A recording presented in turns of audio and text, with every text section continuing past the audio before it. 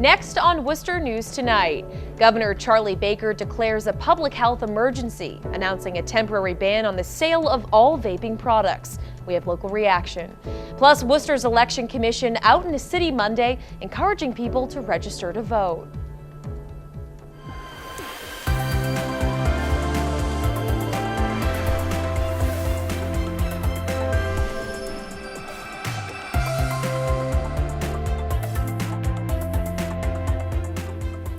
Good evening and thank you for joining us. I'm Anna Botari. Governor Charlie Baker announces a statewide ban on the sale of vaping products Tuesday. The decision comes as he declared a public health emergency in Massachusetts. It's getting praise from some in the state, but many local businesses are worried about their future. Our Cam Jandro spoke to the owner of a vape shop today and joins us now with more. Cam? Anna, the Department of Public Health voted unanimously 11-0 to uphold Governor Charlie Baker's 4-month ban, meaning you cannot buy any vape products from an online retailer or a store in person here in the state of Massachusetts. There are dozens of these vape shops spread throughout the state. One of the owners here in the city of Worcester says it's absolutely detrimental to his business. We as a Commonwealth need to pause sales in order for our medical experts to collect more information about what is driving these life-threatening vaping-related illnesses. Governor Charlie Baker's ban on selling vape products comes after dozens of cases of vaping-related illness. Worcester businesses, like Vaporize, are expecting to take a major hit in sales. 90% of our business is from vape products, and that's including the devices and the e-liquids. Under the ban, retailers in Massachusetts will be unable to sell vaping products for the next 4 months. A notice would have been a lot easier, but this immediate ban kind of puts us in panic mode. Worcester County Sheriff Lou Evangelitis supports the ban. The sheriff says he's talked about the dangers of vaping to more than 400,000 kids through his face-to-face program.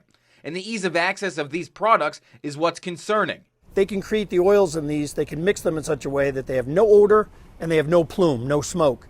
So you can have people doing this in your living room, in classrooms, right in front of you practically. The state's Department of Public Health cites 61 cases of vaping-related illness in Massachusetts. The Department of Public Health and local boards of health, working with law enforcement, will be charged with enforcing this ban. Evangelitis says unknown ingredients in the devices are worrying. If you were selling food and people were getting contaminated food and getting sick, you would say, I'd stop serving that food. Right now, we have a product that seems to be contaminated. Vaporize's owner, Adrian Pelka, spent part of the afternoon answering phone calls from concerned customers. The ban is effective immediately. Pelka says his business will need to rely on something else for the next 4 months. So we just sell some CBD products too, so we're kind of relying on that to maybe hold us over for a little while until they figure out what they want to do after the 4-month ban. Now, the American Vaping Association slamming the ban earlier today, calling it absolutely absurd and unconstitutional. They say they'll even back any lawsuits against Governor Charlie Baker. This ban will be in effect here in the state of Massachusetts until January 25th of 2020. In Worcester, I'm Cam Jandro, Worcester News Tonight. House Democrats are moving forward with an official impeachment inquiry into President Trump.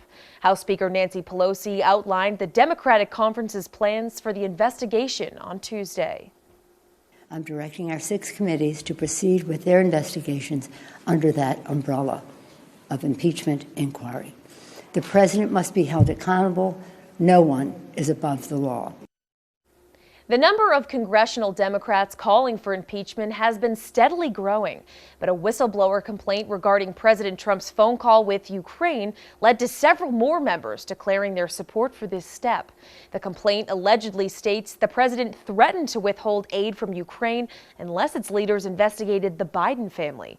President Trump denies any wrongdoing, and Republicans in Congress say this latest move by Democrats is just about politics. They have been investigating this president before he even got elected. They have voted 3 times on impeachment on this floor. Twice they voted before one word of the Mueller report came back. The president has authorized the release of a transcript of the call on Wednesday, but Democrats also want to see the full whistleblower complaint report.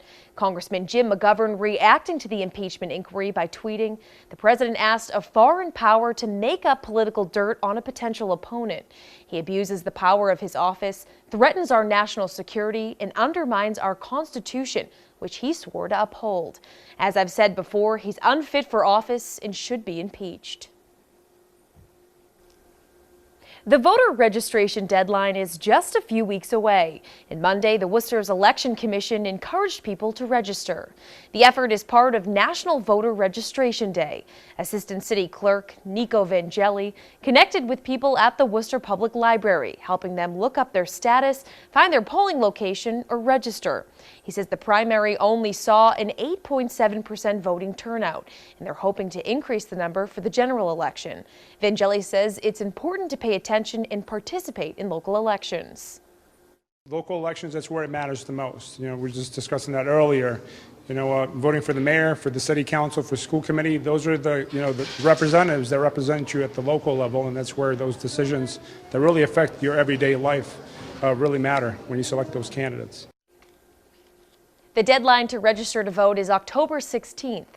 You can register online at registertovote.ma.gov, or you can contact the Worcester Election Office. The discovery of a meth lab in a Worcester three-decker forces state and local police to evacuate the building. A state police SWAT team and Worcester police raided this home on Benefit Street last week. Police say they found chemicals and paraphernalia consistent with the one-pot method of producing meth. Michael Blair and Heather Lee Presley were held on bail. Both are facing multiple charges, including distribution of methamphetamine and conspiracy to violate drug law. A Worcester family is looking for answers. A 10-year-old girl died after choking at school. The family says they were told emergency aid was attempted, but they want to know more so this doesn't happen to another child. Our Chandler Walsh has more. How is that possible? How can a child leave the house in the morning, go to school, and then come back home? The family of Marilyn Afobe Karanchua has a lot of questions. The fifth grader died earlier this month. Her family says it appears she choked on a carrot during her snack at Belmont Community School.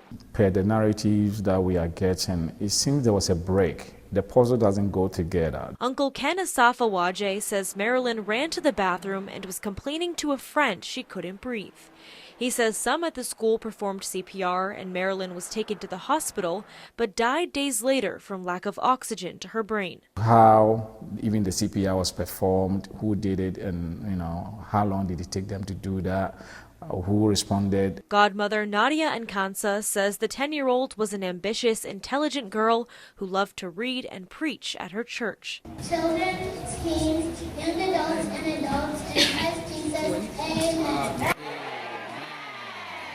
The things that this kid has done in life, I haven't even reached a quarter of it as an adult. Marilyn told people she wanted to be the first female president. No, but all these ambitions we couldn't live to see.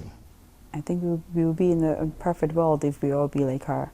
In the wake of the tragedy, Asafa-Waje is calling on the city to provide more school funding for CPR and emergency response tools to prevent this from happening again. They need more equipment, if they need more hands, if they need more nurses, whatever they do need, let us also do our part by providing them, those things. Chandler Walsh, Worcester News Tonight. West Boylston police arrest a man in connection to more than $2,000 worth of merchandise stolen from the Walmart in West Boylston. Police shared this picture of the items found inside Nicholas Albright's car, including hoverboards, printers, a chainsaw, and other tools. They say the 33-year-old Webster man left the Walmart with items by cutting open the store's garden center doors with bolt cutters. Surveillance video shows Albright loading a parked red Ford Mustang with the stolen merchandise. He's facing multiple charges, including larceny from a building over $1,200 and destruction of property. UMass Memorial Medical Center displayed bright lights Monday to raise awareness for pediatric cancer. Buildings on campus and the Burns Bridge were lit up gold to represent the fight against childhood cancer. The Worcester and UMass police teamed up, parking outside of the building where patients stay, and put on a flashing light show for them. Nurse manager of pediatrics, Gina Gardner, says she appreciates everyone coming together because for affected families, the fight never stops. Albert Sherman building is also lit up gold to make people realize that kids get cancer, right? And how we would love to just say goodnight to it forever, but kids are in here dealing with it. UMass hopes to use the Bright Lights event throughout the year. One of Worcester's oldest parks gets a new look as part of a multi-phase project. Hadwin Park underwent a $780,000 renovation funded by a city council tax levy appropriation and a state grant. The project includes a new expanded accessible playground, basketball court, and a picnic area with a platform overlooking Cook's Pond. Rob Antonelli says the parks are a vital part to the community. The managers put almost $60 million in the last 5.5, 6 years into public parks. So we're excited about making this all happen and giving the community what they really need, and that is good parks to be able to go to and enjoy. And he's not all about, and we're not all about downtown. We're about the city as a whole, and our neighborhoods are the most important part. Wednesday, the city will hold a groundbreaking ceremony for the more than $4 million project at O'Connell Field and Worcester Fire Memorial Walkway. It will be held at Institute Park beginning at 4:30 p.m.